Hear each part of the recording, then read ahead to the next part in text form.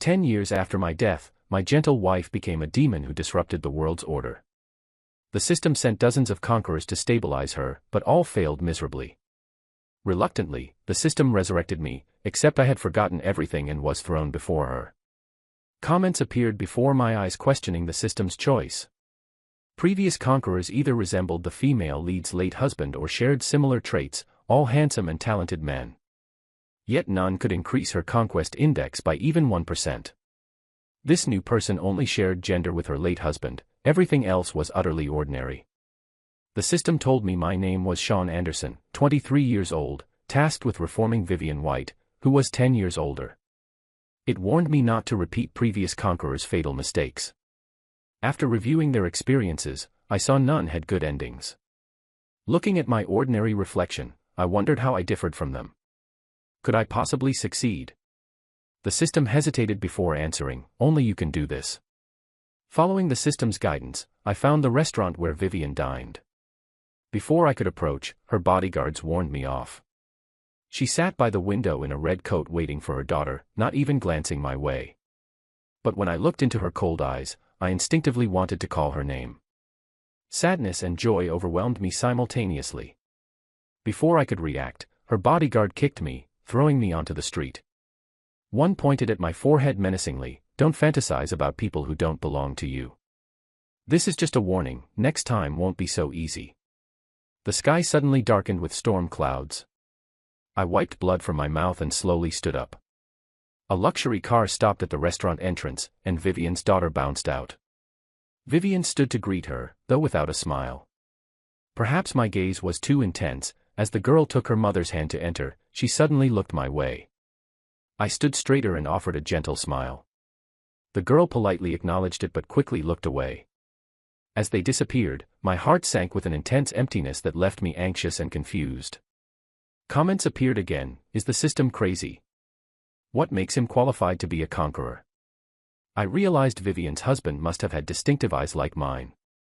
The system had sent hundreds of conquerors, some resembling his appearance, others his personality, still others carrying his complete memories. All were handsome and talented, yet all failed. The system explained I had died 10 years ago in a kidnapping. After my death, Vivian, who already had antisocial tendencies, completely darkened. She killed anyone who tried to conquer her, gradually controlling most of the world's wealth and power. To maintain the world, the system constantly consumed energy. When resurrecting me, it could only patch together my body roughly, preserving only my eyes and scars from before death. I accepted a security guard position at Vivian's residential complex. Being young, I often worked night shifts, giving me more chances to see her. Occasionally I encountered her daughter, who grew increasingly cold toward me. Comments constantly criticized, "He just goes to work and does nothing else. Why doesn't the system push him?" A month later, I was called to handle a complaint from Vivian's apartment. Hearing labored breathing outside, I desperately rang her doorbell. Comments questioned my actions, but I was certain Vivian was inside and in distress. I tried entering a random password. The door opened. Comments exploded with shock. Inside, Vivian trembled on the sofa in a long dress, eyes full of panic. When the door opened, she turned with exhaustion and wariness in her gaze. I turned on all the lights and drew the curtains. Seeing her relax slightly, I asked, "Where's your medicine?" She stared silently. I searched the house, found her medication, and gave it to her. She gripped my hand tightly. Her breathing stabilized though her face remained pale.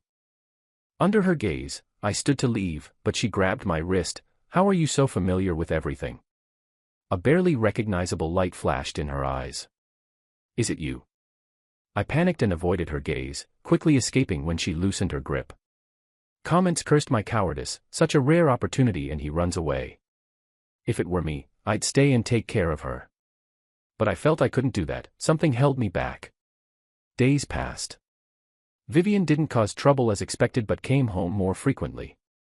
She remained distant and unapproachable, as if that vulnerable moment had been my dream. Colleagues gossiped about her, how she'd lived the same way for 10 years, how all changes related to her daughter, how she remained in this complex instead of a private villa because of her late husband. I listened silently, thinking perhaps I should abandon this impossible mission. Then one day, Walking a resident's cat, I collided with a rushing businessman. His documents scattered, and the cat yelped when he kicked it. As I apologized and gathered his papers, he kicked me again, demanding my employee number. Before he could continue his tirade, a car stopped nearby. A slender figure appeared beside me, Vivian. The man's aggression vanished instantly. "Ms. White, you came at the perfect time. How many times did you kick him?" Vivian's voice carried no emotion. "Just twice, very lightly." Vivian waved her hand. 3 tall bodyguards appeared and dragged him away. The man was beaten badly before being released with a warning that all business cooperation was terminated. Vivian turned to me, "Do you want to spare him?" Seeing his miserable state, my resentment faded. "Please stop." She nodded, and the guards ceased. The men fled with a gray face. Comments erupted again. "I missed something, didn't I? What happened? Vivian actually cares about him." Vivian grabbed my wrist, ice cold. I met her smiling eyes. "Is this how you thank me?" Her voice softened. Comments exploded with speculation about why our conquest index increased. I didn't understand her emotional shift either. Her barely visible smile and almost coquettish tone made me tremble, though not unpleasantly. Subconsciously, I imagined her as a sweet, endearing girl. She sat beside me on the grass, pulling me down next to her. Without hesitation, she rolled up my pant leg and applied bruise ointment from a bodyguard. I looked down at her delicate chin, overwhelmed by unexpected gentleness. When I instinctively pulled my leg back, I noticed the cat I'd been walking, it was hers, now comfortably settled in its familiar spot. "That's your cat." She nodded, gently smoothing my hair. "What are you thinking? Don't tell me you thought I'd harm it." I quickly denied it, though I'd thought exactly that. Vivian explained the cat was 11 years old, with her for 11 years, important as family. "I'm not someone who casually hurts or kills. Why do you think of me that way?" I heard hurt in her voice. Comments questioned everything. Did I really see Vivian smile twice today? The cat came to me, and Vivian said quietly, "Don't believe the rumors outside." I don't interact with many people, but that man offended you, so I retaliated. He only lost my project, he won't lose his job or life over this. Her words seemed too convenient, but remembering how her bodyguards kicked me for just looking at her, I nodded to show understanding. After treating my injury, she took me to a private hospital. The entire building was empty except for doctors ready at the entrance. When examinations finished, I saw the doctor's grave expression. "Can the scars on his body be healed?" The doctor nodded, eyes lingering on me. "Most injuries can heal. The old leg injury requires surgery." As for his face, it seems he had reconstructive surgery after severe trauma, but miraculously, only his eyes remained original. I touched my face unconsciously. Was this not how I looked before? Vivian seemed to have known this long ago, calmly nodding with deep eyes.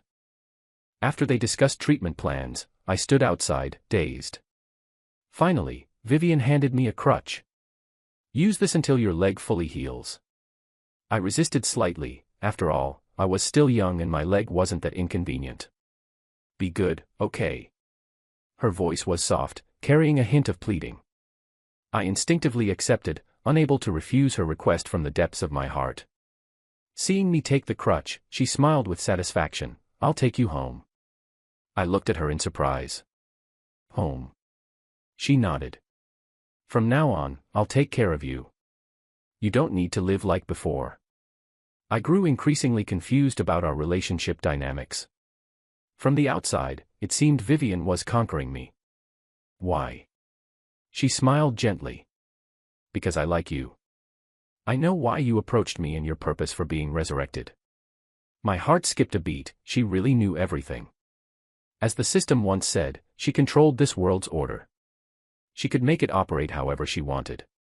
What about the others before me? How am I different? Vivian led me to her car. As scenery passed outside, they were just conquerors. "But you're different, you're the true love I wanted to find again." Her words hit me like a thunderbolt. Comments exploded. What did I just hear? Vivian says he's her husband. How did she recognize him? Apparently, too many previous conquerors had failed, which explained the system's constant warnings to be careful. Comments began apologizing sincerely. When she said I was her true love, my eyes suddenly blurred. Countless images flashed by, I reached out to grasp them but touched only emptiness. I only knew I truly was Vivian's deceased love. Much later, I looked at Vivian, but I've forgotten everything. It's okay. She smiled gently. As long as you return to me, nothing else matters. The car stopped in the garage. She held my hand into the elevator. Through the reflection, I seemed to see a gentle, lovely Vivian flash in my mind. From now on, I won't let you leave me again. Entering the door, Vivian couldn't restrain herself anymore, hugging me tightly. As I held her comfortingly, I observed this warm-toned home. If last time I felt vague familiarity, this time I understood clearly. I had decorated this home myself, hoping Vivian would always be happy. In the living room center hung a wedding photo. At a glance, I knew it was us from 10 years ago. I was indeed handsome then. Vivian followed my gaze, sighing softly, 10 years, it took me 10 years to see you again. A door opened nearby.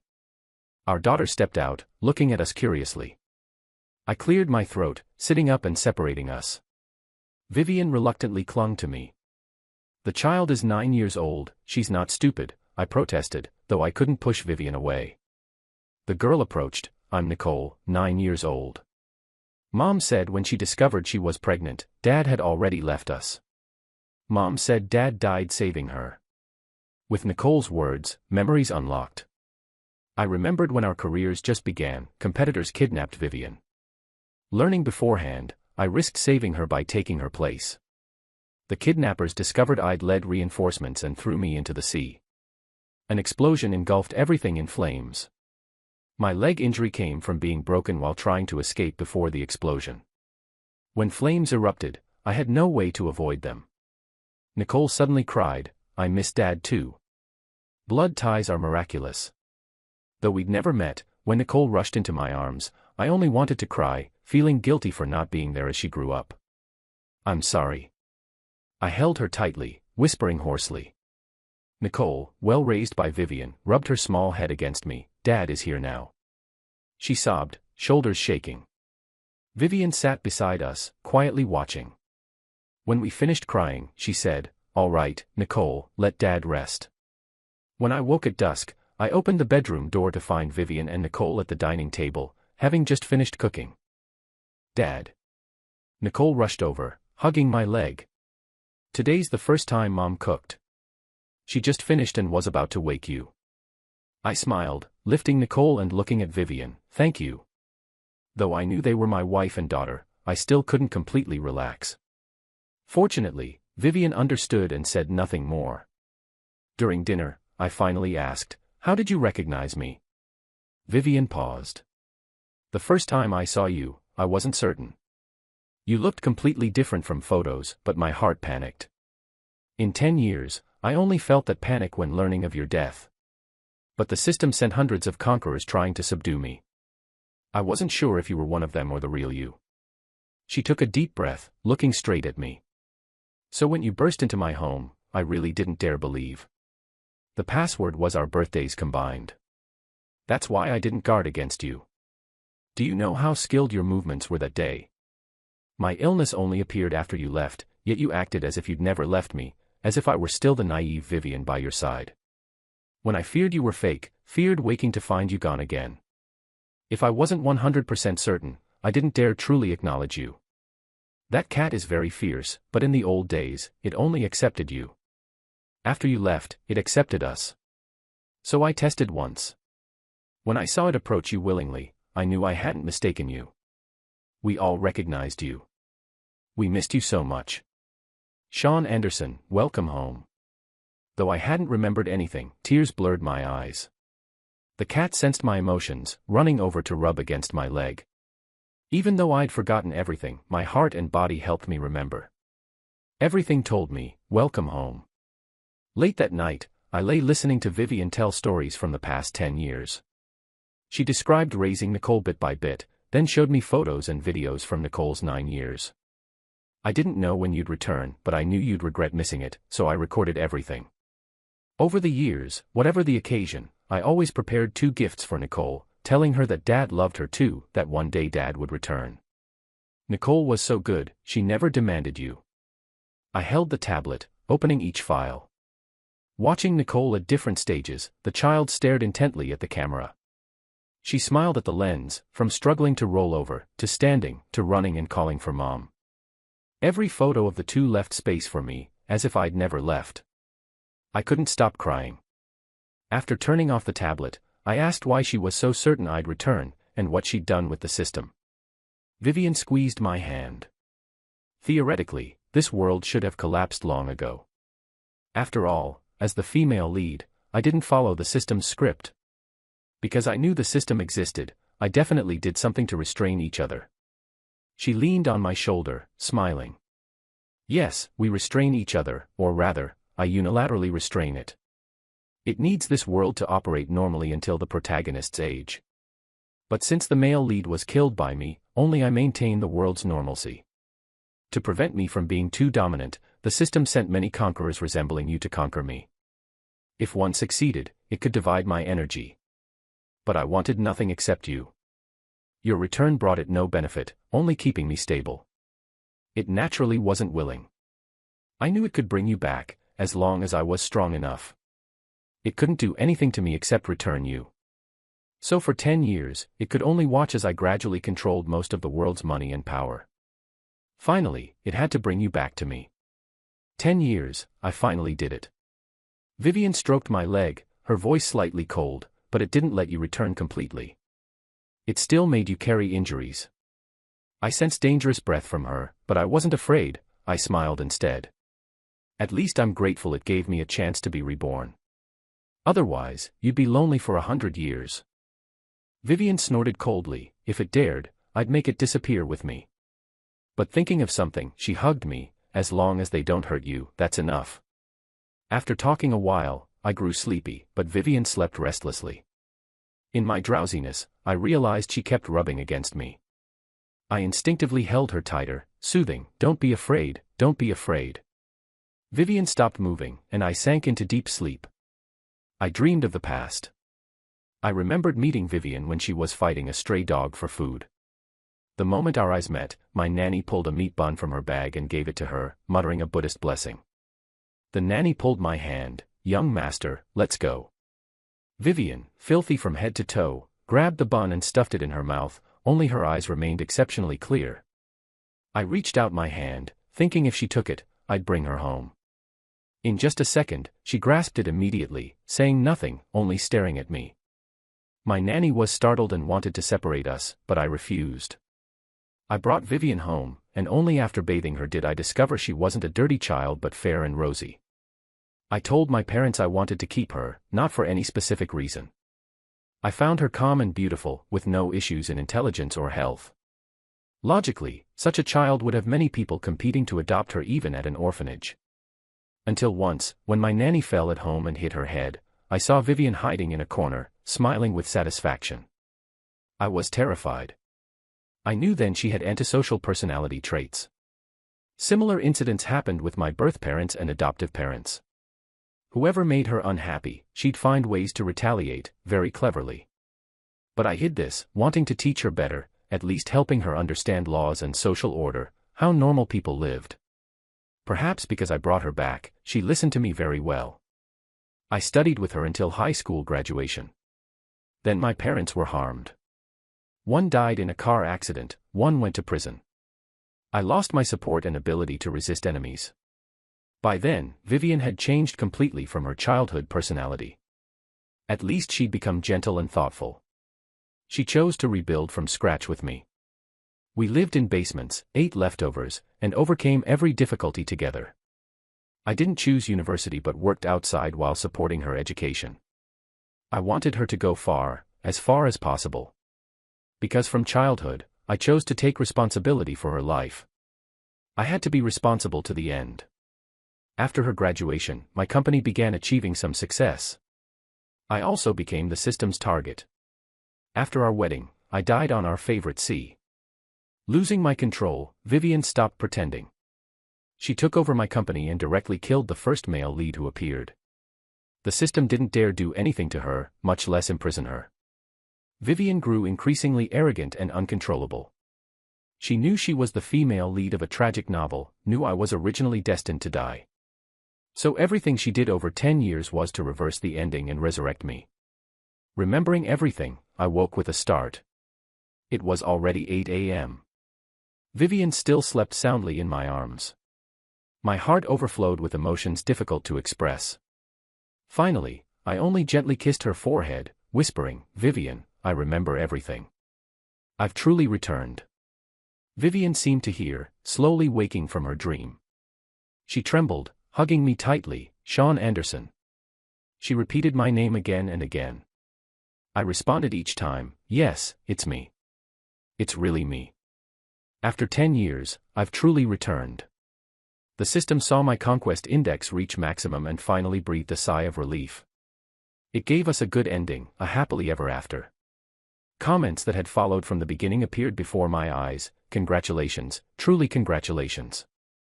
I watched and cried. "Oh my God, I thought it was conquest, turns out it was return." Reluctant to say goodbye, but we really must part. Sean Anderson and Vivian White, be happy forever. Slowly, all comments disappeared from my sight. I knew the story had truly reached its conclusion. What followed was the real life of Vivian and me. We lay in bed a while before finally getting up. It was the weekend, Nicole still slept late. Looking at the house, after thinking a long time, I told Vivian, "Let's move. Though this place holds many of our memories, if we want to start fresh, let's completely leave the past behind." Vivian agreed. We moved to a beautiful villa district. Even Nicole loved the new house. Only the first week, still adjusting, she looked at us with sparkling eyes, "Mom and Dad, I want to sleep with you. I'm a little scared." Vivian crossed her arms, sternly refusing, "No." But experiencing fatherhood for the first time, I couldn't refuse our daughter. "Come on, just this once, okay?" That night, she lay between us, smiling with satisfaction. Before, I only saw on TV that kids sleep between their parents. Though I'm grown now, I finally get to do this too. I'm so happy. I gently nodded. Watching my wife and daughter sleep beside me, I was very happy too.